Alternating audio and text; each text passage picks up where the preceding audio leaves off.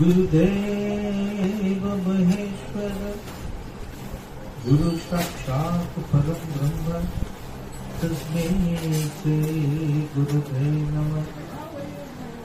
ओम अखंड मंडलाकारं व्याप्तं येन चराचरं तत्पदं दर्शितं येन तस्मै श्री गुरुवे नमः। अज्ञानतिमिरन्धस्य ज्ञानाञ्जनशलाकया चक्षुरुन्मीलितं येन तस्मै श्री गुरवे नमः। আসন পাতিয়া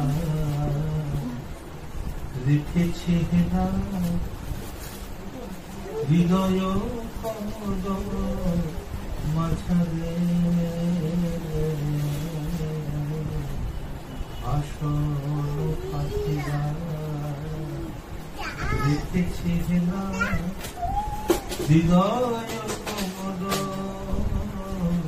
মাঝারে। তাহাতে আসিয়া বসিবে কে,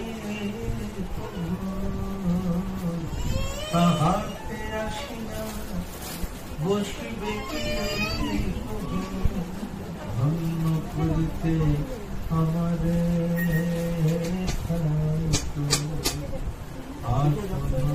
পাতিয়া রেখেছে না হৃদয় কমল মাঝারে।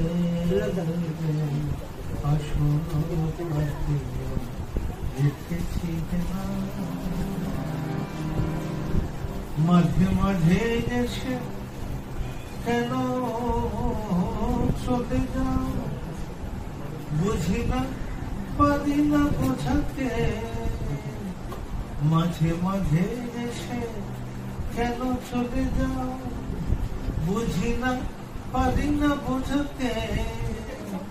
দেখে দেখি কবে অবদিশাহারা, দেখে দেখে কবে অবদিশাহারা। আঁকে খেলা দিব আমাকে, আসন পাতিয়া রেখেছি না হৃদয় কমল মাঝারে। তাহাতে আসিয়া বসিবে কে প্রভু, ধন্য করিতে আমারে। আসন পাতিয়া রেখেছি না নীরব সাগরে ডুবিয়া মরিব। রাতুল চরণ আসে নীরব সাগরে ডুবিয়া মরিব। রাতুল চরণ আসে চরণ কমল করিব স্মরণ। কহিবে শ্রীরাম শাসে চরণ কমল করিব স্মরণ। কহিবে শ্রীরাম শাসে মানুষ মাঝারে হবে প্রতিভাত। মোহন মূর্তি ধরি যায় আমার মানুষ মাঝারে হবে প্রতিভাত। মোহন মূর্তি ধরি যায় করি নাম সার ভব পারাবার। করি নাম সার ভব পারাবার। খেলায় যাইব তরিয়া আসন পাতিয়া দেখেছি না হৃদয় কমল মাঝারে।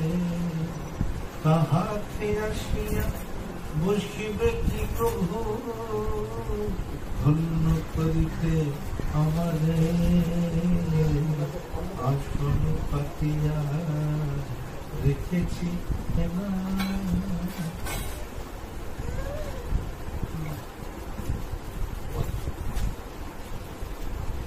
আমিও তাকে আমার সশ্রদ্ধ প্রণাম জানাই। আমি একবার দুবার তাকে দেখেছি, তার সঙ্গে আলাপ আলোচনা হয়েছে, সে আলোচনা বড় অদ্ভুত। আমি তাকে জিজ্ঞেস করেছিলাম যে এই যে আজকে আমি এলাম আপনার সঙ্গে বসলাম, কত কথা হলো, তারপরে আমি চলে যাব, কারণ তো আপনার সঙ্গে দেখা হবে। তাহলে এই যে ফোনটি আজকে এখানে জন্মালো, আর এখানেই আবার যেন সব ফোনা তুলেছিল, আবার সে ঝাঁকির মধ্যে নেমে গেল, এইরকম ঘটনায় কি ঘটলো? তিনি বললেন হ্যাঁ এইখানে। কি মনে রাখবো, এই পৃথিবীতে অনবরত অজস্র ঘটনা ঘটেই চলেছে। আর জন্মও একটা ঘটনা, মৃত্যুও একটা ঘটনা। উনি আমাকে বললেন তুমি কি মুহূর্ত ধর্মগ্রন্থ পড়েছো? আমি বললাম আগে হ্যাঁ আমি কিছু কিছু করেছি। বললেন আমার ভগবান ওঙ্কারনাথ কিছু লেখা পড়েছে? আমি বললাম অজস্র। এবং আমি যখন কিছু লিখতে যাই তখন কিন্তু তার গ্রন্থের উপর নিজের ভাগকে স্থাপন করি। যেমন আমি গত বছরের আগের বছর পরমেশ্বরী সীতা লিখেছিলাম, তাতে আমি ওঙ্কারনাথের গ্রন্থের প্রচুর সাহায্য গ্রহণ করেছিলাম, কারণ তার ওই ব্যাপারে অত্যন্ত সুন্দর সুন্দর লেখা আছে। উনি বললেন তুমি যদি বৌদ্ধ ধর্মগ্রন্থ বই থাকে, তার পাশাপাশি যদি আমাদের এই বৈষ্ণব এবং শাস্ত্রদের ধর্মগ্রন্থ পড়ে থাকো, তাহলে আমি তোমাকে একটি প্রশ্ন করব, এই জগৎ সম্বন্ধে তোমার কি ধারণা? আমার মনে হয় উনি এই ঘরেই ছিলেন, এই ঘরে ওই পাশের ঘরটা আটটা বোধহয় এইরকম এইরকম ছিল, ওইভাবেই শুয়ে থাকতে রাত্রি বলতে। আমাকে বলছেন যে বইয়ে তো অনেক কিছু কথা লেখা, বুদ্ধদেব একভাবে জীবনকে দেখেছেন, মৃত্যুকে দেখেছেন। তুমি একবারে প্রথম থেকেই বলে যাও না, শ্রীকৃষ্ণ অর্জুন যখন একেবারেই কম্পমান, এত বড় একজন বীর, তার হাত থেকে গান্ডিক খুলে পড়ে গেছে, ফুলফুল করে বিন করে ঘামছেন, আর শ্রীকৃষ্ণের হাত দুটি ধরে বলছেন প্রভু আমাকে যুদ্ধ করতে বলুন, আমি যাদের দেখছি সামনে এরা তো সব আমার আত্মীয় স্বজন, আর আমি যদি যুদ্ধে নামি এদের অন্তত একটু নেচার অংশটা আমি শেষ করে দেব, এর ফলে কি হবে? শ্রীকৃষ্ণ বলছেন কি হবে? সকাল তুমি বুঝতে পারছো না কি হবে? এই বীরেরা তুমি যুদ্ধক্ষেত্রে প্রাণ হারাচ্ছে, এই স্ত্রীরা কারো বলতে 1, 2, 3 কারো সব বিধবা হয়ে যাবে, কারো তো প্রতিহারা হয়ে যাবে, এবং এমন হবে যে এই মুহূর্তে অনেকে অন্তঃসত্ত্বা আছেন, তার স্বামী মারা যাবার পর যে শিশুরা জন্মাবে তাদের তো কোনো পিতৃ পরিচয় থাকবে কিন্তু পিতা নেই, এবং এরপরে যেটা জন্মাবে সেটা হচ্ছে বর্ণ সংকট তৈরি হবে। অর্জুন তাকে নানা রকমের বললেন যে যুদ্ধ করলে সেই যে ক্ষয়ক্ষতি হবে, তার ফলে সমাজের যে বিরাট একটা পরিবর্তন আছে। শ্রীকৃষ্ণ মুখ্যমন্ত্রী হাসছেন এবং ঘাট মেরে বলছেন যতই বলো যুদ্ধ তোমাকে করতেই হবে। তুই কিরকম যুদ্ধ করতে হবে কেন? তখন শ্রীকৃষ্ণ বলছে আমি বলছি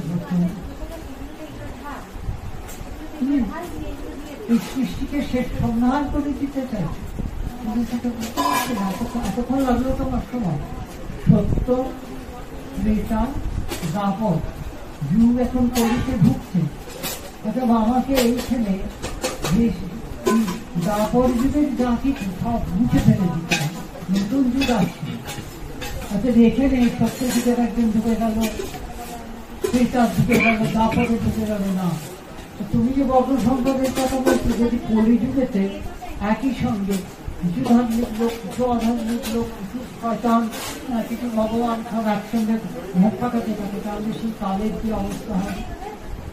সেই কারণেই আমি একটা পরিশ্রুত কাল, যে কালে একটিমাত্র ধর্ম হবে, সেটা ভালোই হোক বা খারাপই হোক, আমি সেরকম একটা করতে চাইছি বলে আমি যাওয়ার আগে সব ধ্বংস করে দিয়ে যেতে চাইছি। এবং আমি নিজে আমার যদুবংশ, যারা আমি স্থাপয়িতা, আমি সেই যদুবংশ ধ্বংস করে দিই। কি ভারী সুন্দর উদ্ধবটাকে ব্যাখ্যা দিতে, তাতে ভারী সুন্দর বলেছেন। তাতে বলছেন যে আমাদের এই ধর্মশাস্ত্রে কিরকম দেখো, দেওয়া এবং নেওয়া, যে গীতা দিলেন তাতে বাঁচার কথা বললেন, আর শ্রীকৃষ্ণ উত্তম গীতায় যে কথা বলছেন মরার কথা বলছেন। এবং এখানে বাইবেলে একটি অপূর্ব সুন্দর কথা আছে, মানে অপূর্ব সুন্দর কতগুলো পঙ্ক্তি আছে।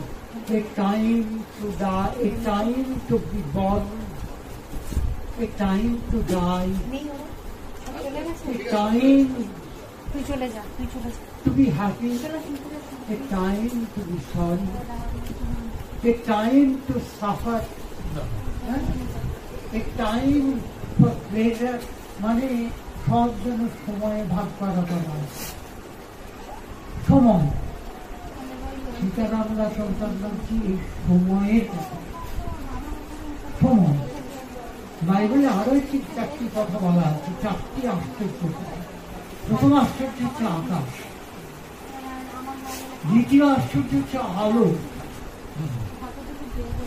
তৃতীয় আশ্চর্য হচ্ছে জীবন, এবং চতুর্থ আশ্চর্য হচ্ছে মৃত্যু। এর সঙ্গে একালের বিজ্ঞানীরা আরো পরিষ্কার এবং স্পষ্ট যেটা যোগ করতে চেয়েছে, সেটা হচ্ছে সবচেয়ে বড় আশ্চর্য হচ্ছে জীবন। তখন একজন বিখ্যাত ফিজিসিস্ট তিনি বলেন, তবে জীবন নিয়ে তো ভাবনা কি আছে, আমি জীবনের সংজ্ঞা বলে দিচ্ছি। তুমি সেটা কি বলে, ওই দেখো একটা পাখি উড়ে যাচ্ছে, কি হল? জীবন। আচ্ছা, আমি এবার ওকে গুলি করছি, পাখিটা পড়ে গেল, তাহলে ওইটা জীবন, তাহলে এটা মৃত্যু। তখন উনি জিজ্ঞেস করছে, না এটা জীবন, ওটা মৃত্যু হলো বটে, তুমি তো পাখিটা গোড়া আর পাখিটা নাওড়া বলবে, পাখিটা উড়ছে কি করে? একটা পাখি সে পৃথিবীতে এলো এবং সে আবার উঠতে শিখলো, নড়তে শিখলো, খেতে শিখলো, ডিম পাড়তে শিখলো, এই যে শক্তিটা, এটা করতে চাইবে। আমি এতগুলো কথা বলার পর উনি আমাকে বললেন, খানিকটা ধরে তো ঠিক, সীতারামদা শঙ্করনাথ কি ওই জন্য আমার গুরু যে জায়গাটিতে চলে গিয়েছিলেন সেটির সঙ্গে আমার একটি মিল খুঁজে পাবো। আমি কোথায় বলুন তো? বলেন শঙ্করাচার্য চলতে। শঙ্করাচার্য, হ্যাঁ ওটাই আমি ওটা নিয়েও নাড়াচাড়া করছি। বলেন সেখানে বায়ুর কথা আছে, প্রাণের কথা আছে, এবং প্রাণায়স্য, অপানায়স্য, সমানায়স্য, উদানায়স্য, জ্ঞানায়স্য, পাঁচটি বায়ু। আমি বলবো আজ্ঞা। বললেন এই যে জ্ঞান বায়ু, এটি আমাদের সমস্ত শরীর ঘিরে আছে। এটি হচ্ছে আমাদের টোটাল। মনে করো আমার বাড়ির ছাদের মাথায় একটা ওভারহেড ট্যাঙ্কে জল আছে, তার থেকে বিভিন্ন জায়গায় জল যাচ্ছে, তা ওইটি আমার বায়ুর ট্যাঙ্ক, সেটি আমার পায়ের কাছে আছে। সেইখান থেকে প্রাণ অপান সমান সে টেনে টেনে সাফ করে নিচ্ছে এবং এক একটা জায়গায় সেটা প্রয়োগ করছে। এইবার আমারই মতো একজন মানুষ থেকে মহাপ্রভু হলেন, আমারই মতো দুহাত দু পা ওলা মুন্ডুওয়ালা একটা মানুষ, তিনি সীতারাম শঙ্করনাথ হলেন, গৌতম বুদ্ধ হলেন, পার্শ্বনাথ হলেন, আবার কালাপাহাড় হলেন, আবার হিটলার হলেন, স্টালিন হলেন, মুসলিনি হলেন। এবার কি ভগবানকে এগুলো সৃষ্টি করেছিলেন? না, ভগবান সৃষ্টি করেন। ভগবান খুব বিপদে পড়ে গিয়েছিলেন। তিনি এই সিস্টেমটা যেমন এখন হলো না, এই যে শিকড় কি সুন্দর আস্তে আস্তে গান করলো, এখানে গিয়ে ডিজে এনে বসানো হয়, তো কাজটা ভেঙে বেরিয়ে যাবে। তাহলে এই জায়গা থেকে ওই জায়গায় পৌঁছে যাচ্ছে, বিজ্ঞান হাত ধরে ধরে নিয়ে গেছে।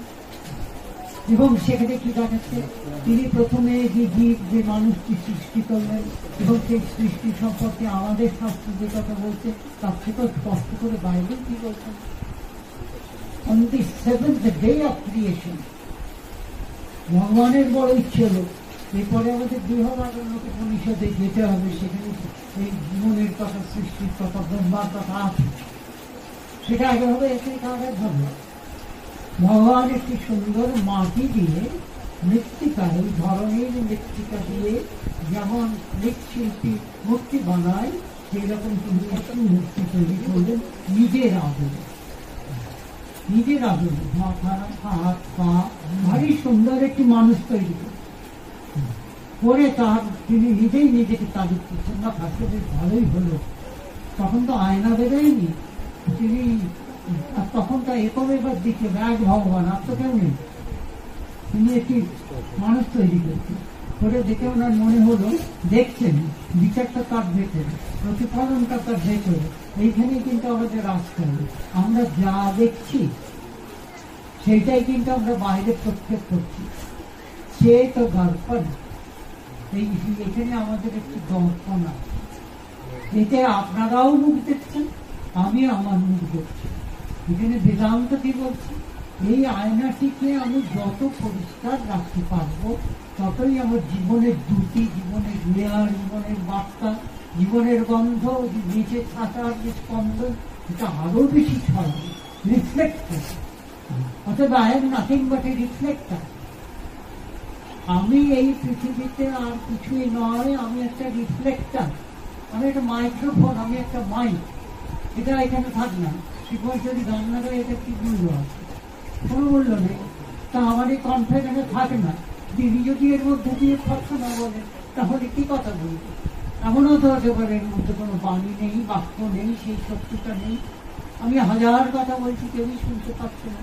বা আমি যদি এমন একটা মাইক্রোফোন হই যার পাওয়ার কানেকশনটা নেই, তাহলে যে কথাটা হচ্ছে সেটা হচ্ছে পাওয়ার, সেই পাওয়ার ইলেকট্রিসিটিতে হচ্ছে পাওয়ার, আর আমাদের ক্ষেত্রে হচ্ছে চৈতন্য।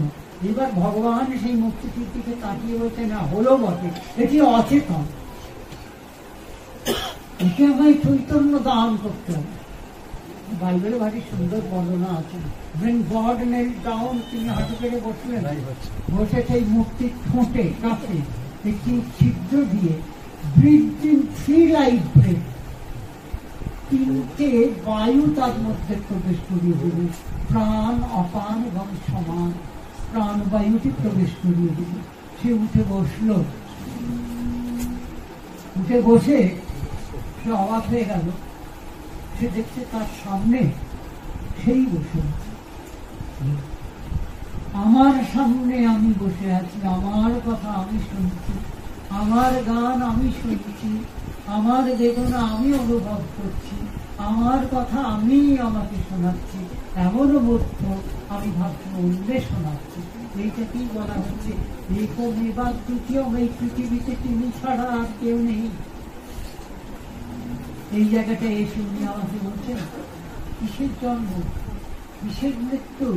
অর্জুনকে তো সেই দিনই রথে বললেন, ন জায়তে ইন্দ্রিয়তে বা কশ্চিৎ ভবিত্ব বা, তুমি জন্মাওনি, তুমি যখন জন্মাওনি তুমি মরবে কি করে? আশ্চর্য, তুমি যদি নাই জন্মে তবে তাহলে তুমি মরবে কি করে? তোমার জন্ম, তুমি জন্মেছ, এটা তো তোমার কাছে ভ্রান্তি, একটা হেরা। অনন্ত অনন্ত মায়া, অনন্ত কি কপাল, ওটা মনে আছে তোমার ওই গানটা? বাকি তুই ঠিকই বসে থাক, ঠিকই বসে থাক, ওই গানটি বয়স অনন্ত অনন্ত। হ্যাঁ,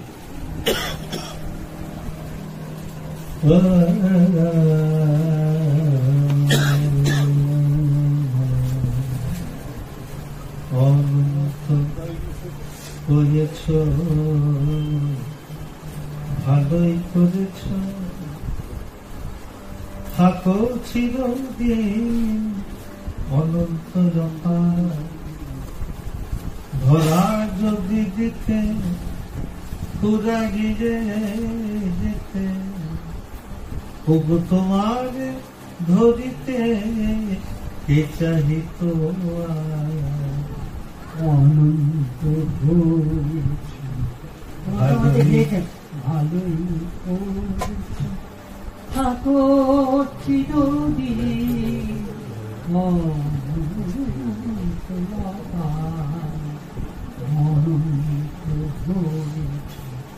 ভালোই করেছ। কি সুন্দর কথা।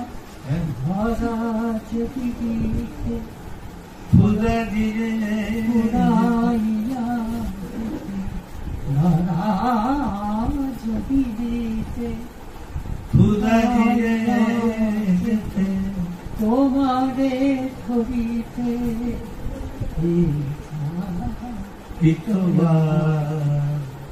অনন্ত হয়েছ ভালোই করেছ চিরদিন অনন্ত অনন্ত হয়েছ ভালোই করেছ থাকো চিরদিন অনন্ত ধরা যদি দিতে পুরা গিরে যেতে ধরা যদি দিতে পুরা গিরে যেতে তোমার ধরিতে কে চাহিত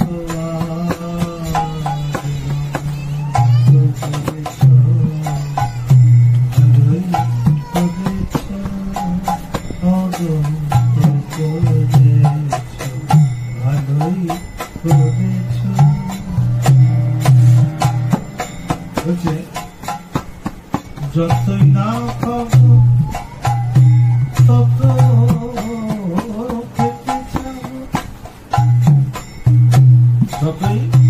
যতই না পাবো তত খেতে চাবো ততই বাড়িবে পিপাসা নামা পুরা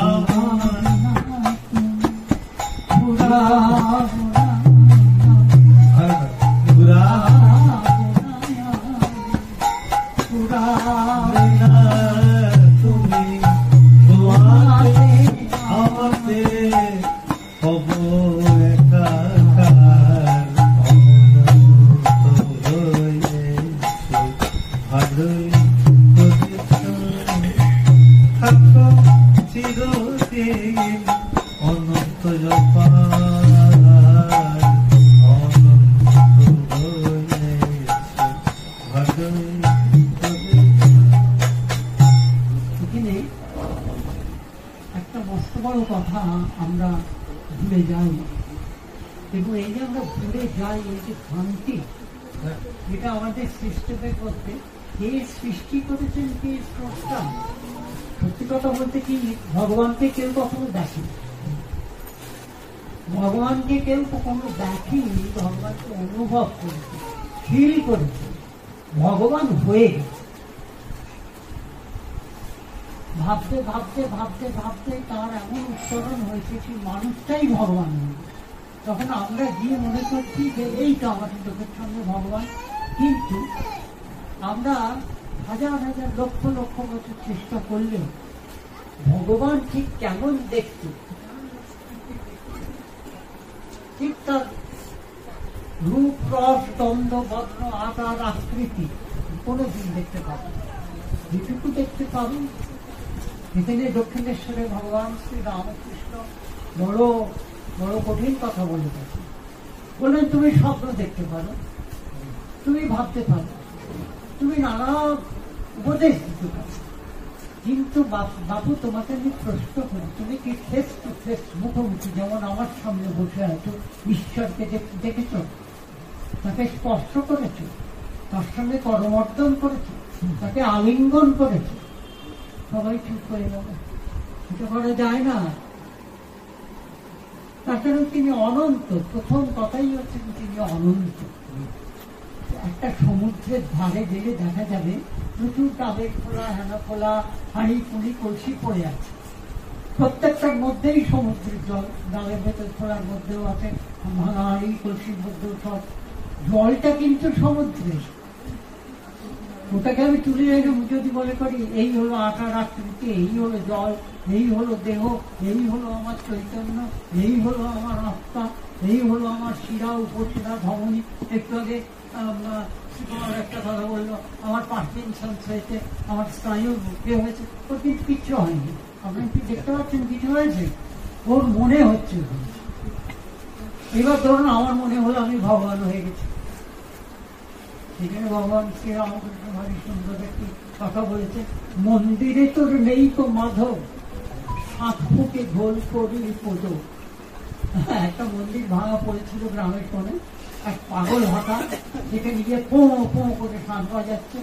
সবাই ভাবল বুঝি আবার মন্দিরটা তৈরি হয়েছে, মূর্তি এসে গেছে, এসে দেখে সেখানে ও তো শাঁখ বাজাচ্ছে। তখন একজন বলছে, মন্দিরে তোর নেই তো মাধব, 7 ফুটে গোল করি পদ।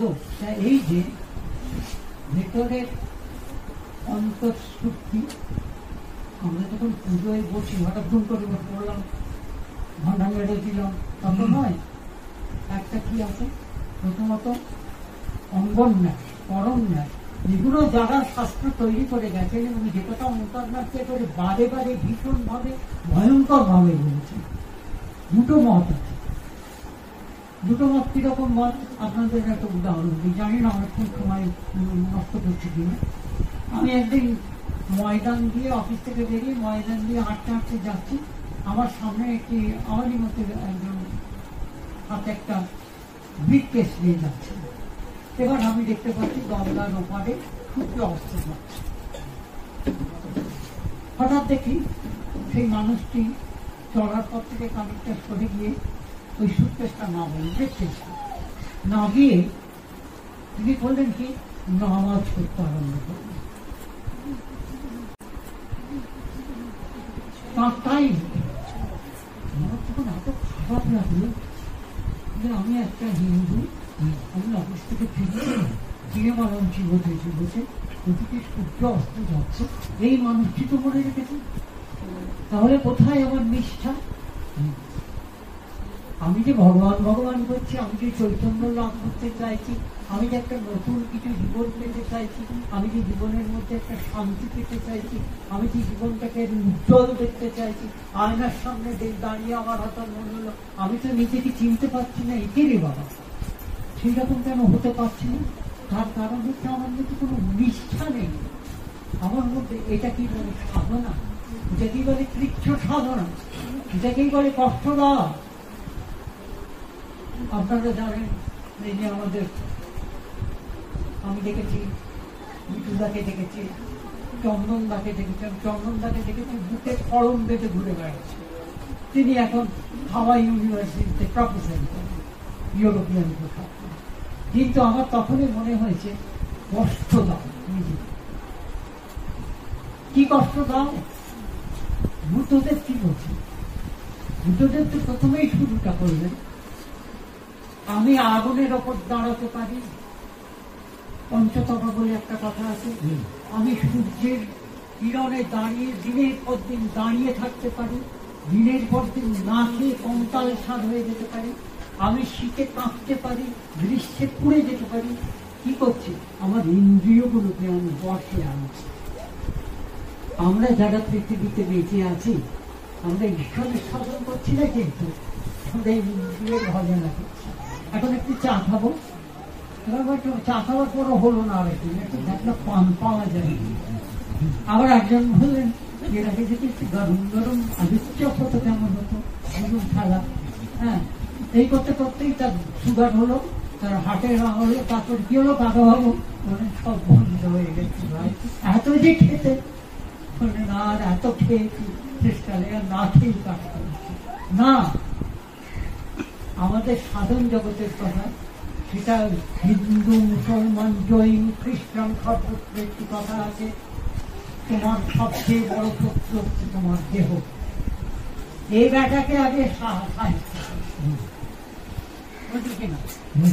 তাই এই যে সমস্ত নিয়ে ওনার সঙ্গে সেদিন এত কথা হয়নি, কিন্তু এই কথাগুলো বলার পর আমি এই পথে হাঁটতে শুরু করি। করতে করতে দেখলাম ভগবান শ্রী রামকৃষ্ণ একটি কথা বলতেন ভারী সুন্দর। দিলাম মন্ত্র নয়, দিলাম মন্ত্র, মন্ত্র দিলাম মন্ত্র, এখন মন তো হ্যাঁ করে পা কৃপা। এই হচ্ছে হোল সাধন জগৎটাকে একেবারে হাতের মুঠোই আমাদের চক্রের মতো লেখে রেখেছে। সুদর্শন চক্রটিতে শ্রীকৃষ্ণের হাতে রয়েছে, ওটা কি একটা ডেকোরেশন? ওটা কি একটা শত্রুপথের অস্ত্র? মোটেই নয়। ওটি হচ্ছে পৃথিবীর গোলাকার আবর্তন আবর্তন আবর্তন, ঘুরেই চলেছে ডান থেকে বা মা থেকে ডান। ওইটা যদি একবার মা থেকে ডানে ঘুরে তাহলে আমরা থাকতে পারবো না। তাহলে এই যে আইন, এই যে নিয়ম, এই যে শীত গ্রীষ্ম বর্ষা, এ কার নিয়ন্ত্রণে? কে করেছে? প্রভু তুমি কোথায়? এ কার? তাহলে আপনার জন্ম এবং মৃত্যু, এই পৃথিবীতে এসে এত জন্ম দেখেছে এবং এত মৃত্যু দেখেছে যেগুলো আমাদের স্বভাব হয়ে গেছে। আমরা এত দুঃখ দেখেছি যে অন্যের দুঃখে আর কষ্ট পাই। এখন দুঃখে যারা কষ্ট পেয়ে বেরোয় দেখবে, তার পরের দিনই আপনার কাছে এসে ভোট চাই।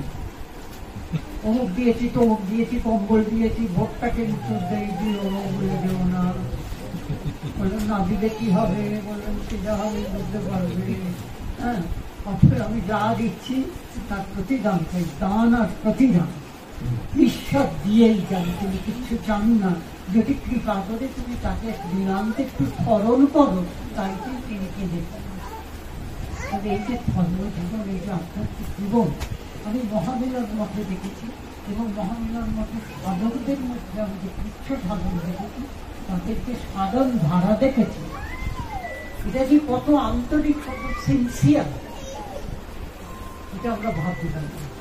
তা অনেকক্ষণের কথার পর আমাদের সুকুমার কি অনুরূপ কোনো একটা সঙ্গীত? না, আমি যেটা অনুভব করলাম যে এই যে আপনি যা বললেন, এই ওর জীবন মৃত্যু এই সম্পর্কে আমাদের উপর খুব কম, আমরা কজনই বা বুঝি না বলেই সেটা এটা প্রেমিকের ভাষায় আমাকে বলতে হয় যে আর কেন মন এই সংসারে যাই চলো সেই আমার খুব প্রিয়। আর কেন মন এই সংসারে, আর কেন মন এই সংসারে যাই বললাম না, বাহাত্ত চলে না, এই খুব ভরভর করো না। না না না কিছু করতে হবে, আর কেন মন এই সংসারে যাই চলো সেই নগরে, এই সংসারে যাই চলো সেই নগরে।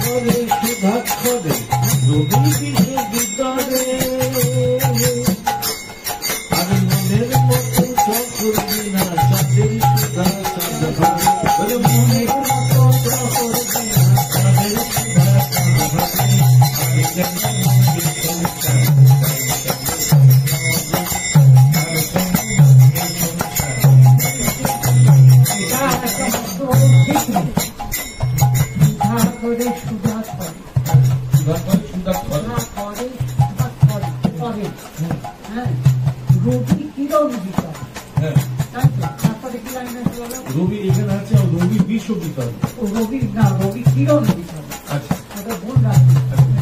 সুধা করে সুধা করে রবি কিরণ বিতরণ, মনের মতো সকল বিহা চাঁদের সুধা চাঁদ। এটা পুরো হচ্ছে একটা ভারী সুন্দর উদাহরণ। একটা সাপ, সেই সাপটার মুখে তার নিজের ল্যাজটা এসেছে। পরমাত্মই ভাবটা কি করলো, ল্যাসটাকে খাদ্য ভেবে নিজেকে নিজে গিলতে শুরু করলো। তাহলে সাপটা নিজেকে গিলতে শুরু করে কি হলো, সে তো ফেলতে পারলো না, এটা চক্র আকারে এরকম এটা ঘুরে পাঠিয়ে গেল। তাই যে আমাদের কুণ্ডলিনী শক্তি, শুধু তাই নয়, আমাদের ইন্দ্রিয় থেকে যে সমস্ত স্তরণ হচ্ছে সেগুলো কোনোটা বাইরে বেরোচ্ছে, সেগুলো সবই আমার ভেতরে